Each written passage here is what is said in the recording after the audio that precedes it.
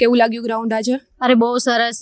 ત્યાં અંદર પણ બધાનો એટલો સપોર્ટ છે ને પોલીસ વાળાનો કે વાત ન પૂછો. આમ સપોર્ટ કરે આપણે કે નહીં દોડો દોડો, તમે આપણું નામ આગળ રોશન કરો કે નહીં દોડો.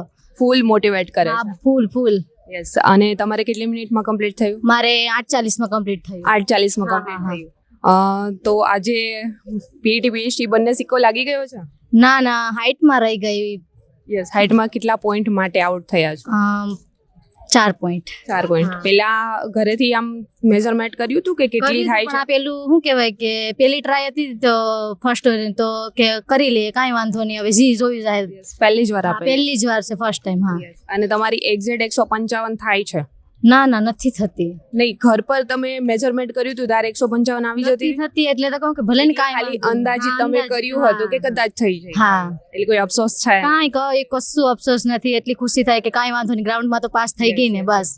અને તમે જે રીતે ગ્રાઉન્ડ પાસ કરીને તમારી જે હિંમત છે, બીજા ગર્લ્સ અહીંયા આવતા હોય ડરતા હોય, ઘણાને હાઇટમાં કાઢી નાખે તો રડતા જતા હોય, શું કહેશો એવા ગર્લ્સ? ના, હું તો બધાને સપોર્ટ કરું કે નહીં, એમાં કાંઈ એટલું ઓછું ને. ઘણી એવી જોબ છે કે એમાં તમે અપ્લાય કરી શકો, એની તૈયારી કરી શકો હાઇટ વગરની.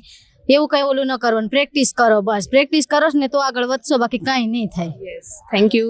Thank you.